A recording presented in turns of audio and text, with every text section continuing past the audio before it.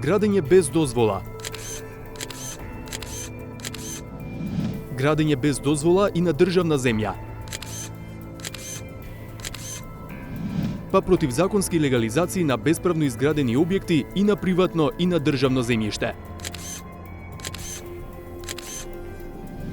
Во изминативе години објавивме десетици приказни за дивоградбини из целата држава. Сите ги видоа и уште ги гледаат. Ретко каде падна дивоградба. Секоја дивоградба е приказна за себе, но во нашите истражувања почна да се повторува еден ист проблем во различни општини. Само што станав градоначалник и во пензија замина и градежниот инспектор, па немавме можност да најдеме градежен инспектор. Инспекторката од само нејзина лични причини поднесува отказ од работно место. Јас останам без градежен инспектор. Дали општините имаат градежни инспектори е важно прашање, бидејќи ако нема, локалната власт не може да спречи изградба на бесправен објект. Колку такви општини има во земјава? Што направивме ние за да дознаеме? Испративме исти прашања до сите 80 општини во државава. Дали имаат градежен инспектор? Ако имаат, колкумина се? Ако немаат, како се снаоѓаат? И уште неколку други. По месец и половина допишувања и телефонски ургенции, дојдовме до фрапантен заклучок. Дури 30 општини во земјава воопшто немаат градежен инспектор. Само еден инспектор пак имаат 33 општини. По двајца градежни инспектори имаат 9 општини, а само една локална власт има повеќе од двајца. Не ни одговорија 7 општини.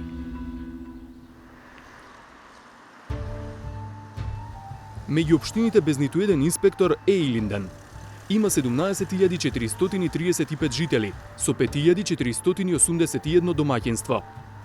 Видливо е дека во оваа општина интензивно се гради, па логично е прашањето како функционира локалната власт без градежен инспектор. Во рамките на општината Илинден има инспекторат, оделение за инспекторат, имаме комунален инспектор и другото инспектор за животна средина. Во делот, ако ме прашувате конкретно за градење, ние можеме да го пратиме на терен да направи увид. Не може ништо да констатира, не може да изврши казна, не може да речеме да ја спречи градата, но можеме да пријавиме. И ние тоа го правиме до Државниот градежен инспекторат. Игњатовски вели дека најчесто таквите случаи немаат разврска, па се наметнува логичното прашање зошто не вработат градежен инспектор. Секретарот на општината ни одговори дека постојано отвораат огласи, но никој не им се пријавува. Ја мислам дека и дефицитарен кадар е. Дефицитарен кадар е, има потреба приватниот сектор од овој исто така кадар и сметам дека платите и надоместокот кој го добиваат како државни службеници во однос кој ќе го добиваат во приватниот сектор, мислам дека е се уште голема разлика за да рече дека ќе се насочам кон држава. Една од нашите последни позначајни истории за тоа што може да се случи кога општината нема свој градежен инспектор е Чаир. Таму локалната власт легализирала десетици големи стамбени згради изградени во последниве години, иако легализацијата е дозволена само за градби завршени до 3 март 2011 година. Од локалната власт објаснуваат дека согласно законите, тие постапувале по изјавите на инвеститорите дадени на нотар, дека објектите се изградени пред 3 март 2011 година. Односно дека локалните власти немале механизам како да проверат на терен кога навистина се изградени бесправните градби. Теоретски, ако општината имала градежни инспектори, тие би можеле да ги евидентираат новите дивоградби навреме, па би било многу тешко или невозможно да се оправда легализацијата на нова дивоградба како да е изградена одамна. Токму поради ваквите случаи, до општините што немаат своји инспектори поставивме и прашање дали тогаш позајмуваат. А тие што имаат еден или повеќе инспектори ги прашавме дали одстапуваат. И овде резултатот шокира. Како што рековме, од вкупно 80 општини во земјава, 30 немаат градежен инспектор. Од нив само 9 успеале да позајмат. Тоа значи дека во 21 општина во земјава или околу 25% од локалните самоуправи, дивоградбите се безбедни. Иако еден од заклучоците што се наметнува е дека некој намерно сака хаос во градењето, не треба да се брза со заклучоците. Некаде како во Арачиново повлекле и благо кажано очајни потези. Општина Арачиново не располага со адекватен градежен инспектор. Бидејќи не достига овој кадар во нашата општина, бевме принудени да овластиме неадекватен градежен инспектор, се со цел да функционира овој оддел за доброто на општеството во нашата општина. И од Рачиново, каде сега имаат неадекватен инспектор, и од многу други општини каде немаат ниту таков, тврдат дека никој не им отстапува кадар иако барале.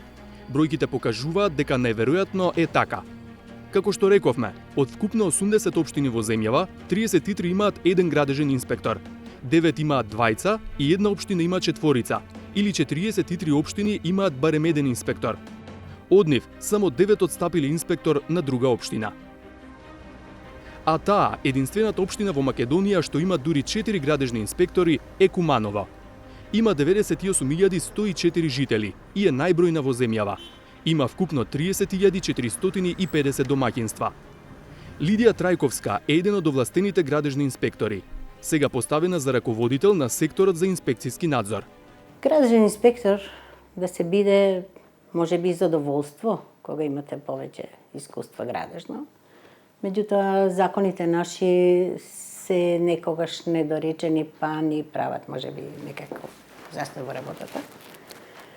Би сакале, како инспектор и како раководител, да немаме проблеми, нели, да ги решаваме целосно, некогаш не можеме остварувањето да го направиме до крај. Меѓутоа се трудиме во рамките на нашите надлежности секогаш да постапиме колку можеме. Прво да го заштитиме јавниот интерес и приватниот, нормално, и интересите и на странките и на државата да бидат задоволени. Причината поради која имаат најмногу инспектори, таа ја гледа во фактот што општината е најбројна во земјата. Но може би има и друго. Оваа работа е доста тешка, да кажам, за работа, бидејќи ризици постојат, нели, и закани, и секакви притисоци.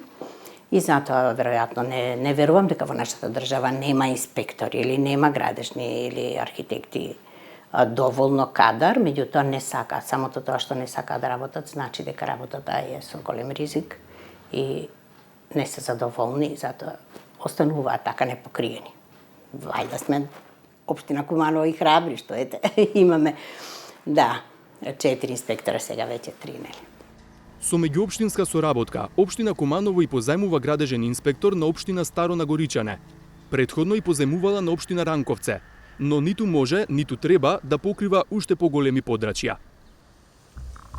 Кога веќе има недостиг од ваков кадар, имали други решенија.